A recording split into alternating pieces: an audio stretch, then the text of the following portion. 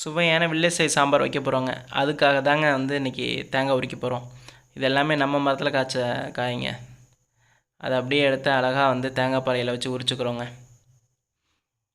உரிச்சிட்டு பார்த்தீங்கன்னா அடுத்ததாக வந்து முருங்கைக்காய் பறிச்சுக்கிறோங்க. ஒன்று பார்த்தீங்கன்னா தூரமாக இருந்ததுனால அலக்கம்பு வச்சு பறிச்சுக்கிறோம். இன்னொன்று வந்து கை கட்டுற தூரத்துலேயே இருந்ததுனால கையாலே பறிச்சாச்சுங்க.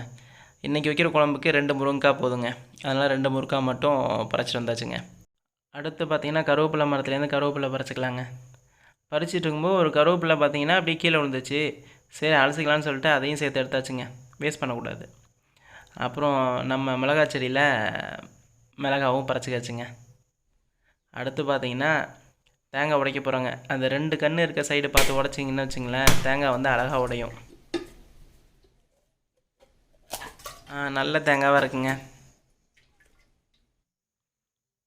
அப்புறம் வந்து பார்த்திங்கன்னா எல்லா காய்கறியும் வந்து பார்த்திங்கன்னா தண்ணியில் போட்டு வாஷ் பண்ணிக்கிறோம். வாஷ் பண்ணிவிட்டு மாங்காவோட தோலை வந்து சீவிக்கிறோம். அடுத்து சவுசவோட தோலையும் சீவிக்கிறோம். சீவியாச்சுங்க. அடுத்து அந்த தோலெலாம் எடுத்து வச்சுக்கிறோங்க. அடுத்து உருளைக்கிழங்கை வெட்டி தண்ணி மாற்றி புது தண்ணியில் போட்டுக்கிறோம். இந்த மாங்காய் வெட்டுறது தாங்க கொஞ்சம் கஷ்டமான காரியம். அதனால் பெரிய கத்தியை வச்சு இந்த மாதிரி அடித்து 2ஆக வெட்டியாச்சுங்க. 2ஆக பொழந்ததுக்கப்புறம் ஈஸியாக வெட்டிக்கலாங்க. வெட்டி அதையும் தண்ணியில் எடுத்து போட்டுக்கிறோம். அடுத்து கத்திரிக்காய் எடுத்து வெட்டுறோங்க. வெட்டும்போது பார்த்தா ஒரு சைடில் கொஞ்சோண்டு பூச்சி இருந்துச்சு. அந்த பூச்சி உள்ள கத்திரிக்காயை மட்டும் அந்த பீஸை மட்டும் ஒதுக்கிட்டு பாக்கி எல்லாத்தையும் வெட்டி போட்டாச்சுங்க. அடுத்து சவுசவ் எடுத்துக்கிறோம். சவுசவ் எடுத்து அதேமாரி சின்ன சின்ன துண்டாக வெட்டி போட்டுக்கிறோங்க. அதே தண்ணியிலே போட்டுக்கிறோம்.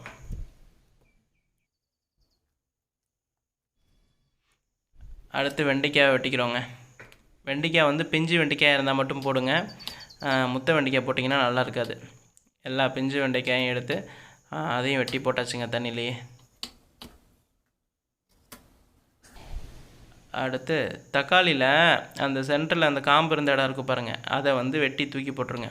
அதில் தாங்க ஏதாவது வந்து கிருமி இருக்கிறது வாய்ப்பு இருக்குது.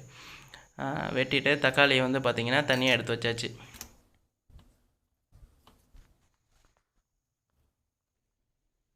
அடுத்து பச்சை மிளகாயோட காம்பை வெட்டிட்டு எல்லா பச்சை மிளகாயும் 2ஆக கீறிக்கிறோங்க.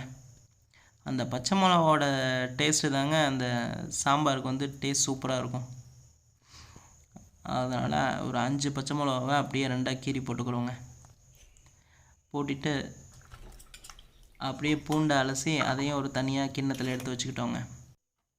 வெங்காயத்தை வெட்டுறதுக்கு முன்னாடி அந்த இடத்த கொஞ்சம் சுத்தம் பண்ணிக்கிறோங்க.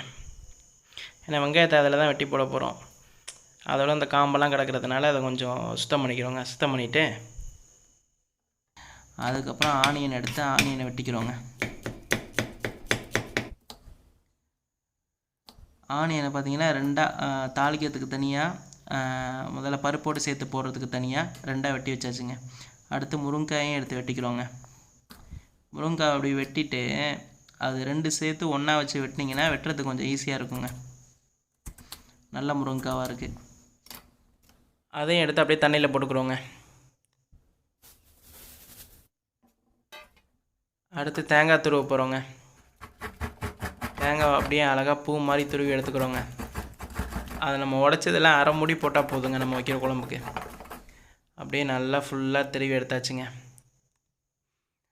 நல்லா பூ மாதிரி திருவி எடுத்தாச்சுங்க. அதை அப்படியே மிக்ஸி ஜாரில் போட்டு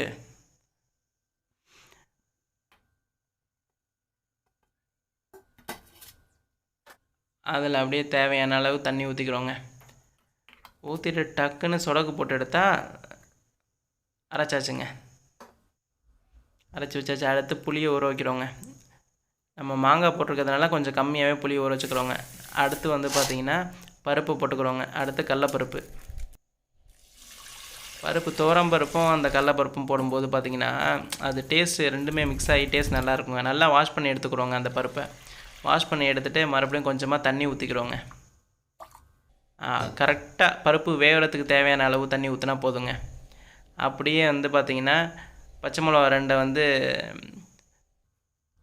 தாளிக்கிறதுக்கு எடுத்து வச்சுக்கிட்டு பாக்கி தக்காளி, வெங்காயம் கொஞ்சம், பச்சை மிளகா 2, அப்படியே மஞ்சத்தூள் கொஞ்சம், அப்படியே நல்லெண்ணெய் கொஞ்சம், அப்படியே பருப்புக்கு கொஞ்சமாக உப்பு போட்டுக்கிறோங்க. உப்பு போட்டுட்டு குக்கரை மூடி நல்லா முடிச்சான்னு செக் பண்ணிவிட்டு விசிலையும் நல்லா போட்டுட்டு அடுப்பு பற்ற வச்சு குக்கரை தூக்கி வச்சிடுறோங்க. அடுத்து பார்த்திங்கன்னா அது குக்கரில் வெந்துட்டு இருக்கும்போதே ஒரு பாத்திரத்தில் எண்ணெயை ஊற்றி நம்ம தாளித்து எடுத்துக்கிறோங்க. அதுக்கு கடுகு கொஞ்சம், அதோடைய பார்த்திங்கன்னா வெந்தயம், கடுகு வந்து வெடிச்சுக்கிடுங்க. வெடித்தோடனே வெந்தயத்தை போட்டுக்கிறோங்க. வெந்தயத்தை போட்டதுக்கப்புறம் அப்படியே சீரகத்தையும் அதோடு சேர்த்து போட்டுக்கிறோம். போட்டுட்டு பார்த்திங்கன்னா இந்த வெங்காயத்தையும் பச்சை மிளகாயும் போட்டுக்கிறோங்க. அடுத்து கருவேப்பிலை கொஞ்சம் போட்டுக்கிறோங்க.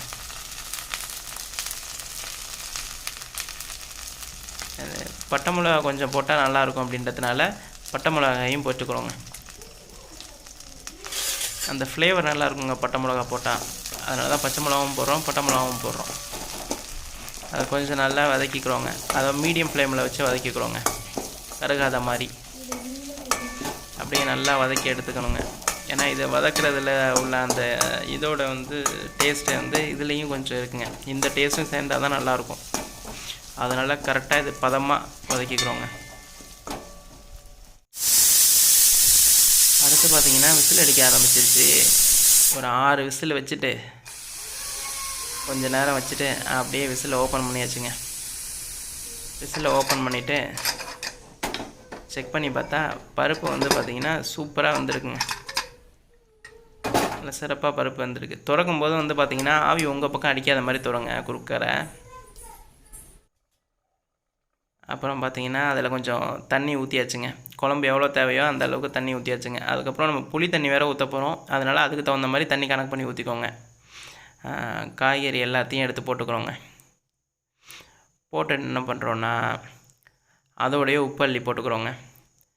அதோடைய பார்த்திங்கன்னா உப்பு தேவையான அளவு போட்டுட்டு மிளகாத்தூள் இருக்குது பாருங்கள், மிளகாத்தூள் அதான் வேணும்னா நாங்கள் மிக்ஸ்டாக எல்லாமே கலந்த மிளகாத்தூளுங்க. அது தனி மிளகாத்தூள் இல்லை, குழம்பு மிளகாத்தூள் எடுத்து போட்டுக்கிறோங்க.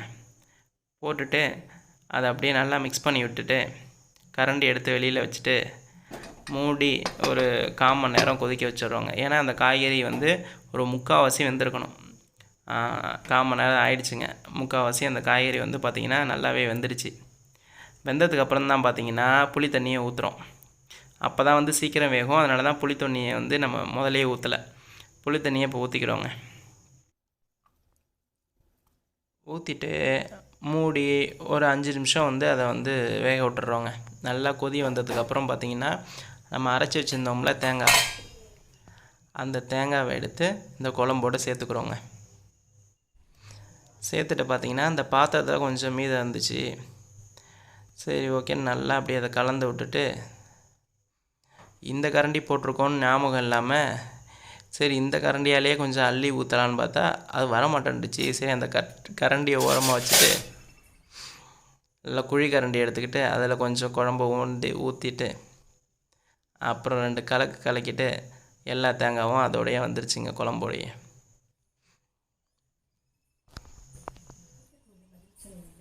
வந்ததுக்கப்புறம் மறுபடியும் நல்லா கொதிக்க விட்டுறணுங்க. ஒரு 10 நிமிஷம் கொதிக்க விடணுங்க தேங்காய் ஊற்றுனதுக்கப்புறம்.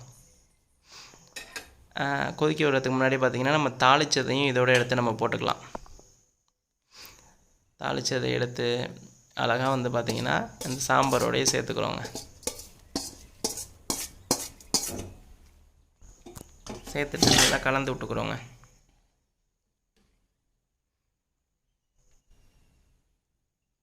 இன்றைக்கி காலையிலே குழம்பு வைக்கிறதுனால மல்லித்தழை கிடைக்கல, இல்லாட்டி மல்லித்தழை கிடச்சிச்சின்னா அதையும் சேர்த்து நம்ம குழம்பு மேலே போட்டுக்கலாம். சாம்பார் பார்த்திங்கன்னா நல்லா கொதிச்சு வந்துச்சுங்க. உப்பு கொஞ்சம் பத்தாமல் இருந்துச்சு, அதனால் உப்பு கரெக்டான அளவு போட்டாச்சு. நல்லா சூப்பராக கொதிச்சு சாம்பார் ரெடி ஆகிடுச்சுங்க. நல்லா கலந்து விட்டுட்டு எல்லா காய்கறியும் பார்த்திங்கன்னா நல்லாவும் வெந்துருச்சுங்க. அந்த சாம்பார் பதமும் நல்லா வந்துருச்சுங்க.